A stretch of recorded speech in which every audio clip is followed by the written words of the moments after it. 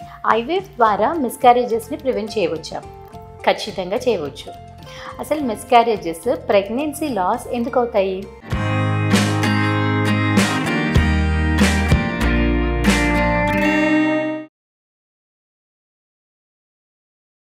Most of the times pregnancy loss అంటే 70 to 80% of కేసెస్లో embryo జెనెటికల్గా బాగాలేకపోతే మనకి మిస్క్యారేజ్ అనేది అవుతుంది. ఎందుకంటే ఎంబ్రియోలో జన్యుపరమైన లోపం ఉంటే అది 2 నెలలు దాటి పెరగలేకపోతే లోపల హార్ట్ బీట్ ఆగిపోయి హార్మోన్స్ తగ్గిపోయి బ్లీడింగ్ స్టార్ట్ అవుతుంది. సో 80 to 90% కేసెస్ జన్యుపరమైన లోపాల వల్ల ఉంటుంది. అలాంటి కేసెస్లో తల్లిదండ్రులది టెస్ట్ చేస్తే వాళ్ళిద్దరిది నార్మల్ ఉంటుంది, కానీ ఆ ప్రోడక్ట్స్ మాత్రం నెగిటివ్ రావచ్చు. అంటే ఇద్దరిది నార్మల్ ఉన్నా కానీ మదర్ నుంచి ఎగ్, ఫాదర్ నుంచి స్పర్మ్ వచ్చి అది తయారీ ప్రాసెస్లో ఎంబ్రియో అబ్నార్మల్గా అవ్వచ్చు.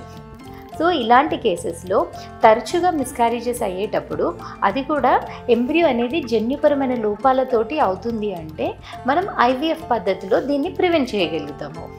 ఎలా అంటే ఫస్ట్ ఐవీఎఫ్ చేస్తాము, మదర్కి ఒక 10 రోజుల వరకు ఇంజెక్షన్స్ ఇచ్చేసి ఎగ్స్ అన్నీ బయటికి తీసి హస్బెండ్ స్పర్మ్స్తో కలిపి ఎంబ్రియో తయారు చేస్తాం. అలా ఎంబ్రియో తయారు చేసిన ఎంబ్రియో నుంచి కొన్ని కణాలు తీసి మనం జెనెటిక్ టెస్టింగ్కి చేస్తాము. ఆ ఎంబ్రియోలో అన్ని జన్యుపరమైన కండిషన్స్కి చెక్ చేసుకొని బాగున్నాయా లేవా అని చూసి అలా బాగున్న ఎంబ్రియోని ట్రాన్స్ఫర్ చేయడం వల్ల మనకి ప్రెగ్నెన్సీ వచ్చే ఛాన్స్ 80 to 90% ఉంటుంది. అండ్ మిస్క్యారేజెస్ రిస్క్ అనేది కూడా తగ్గించవచ్చు.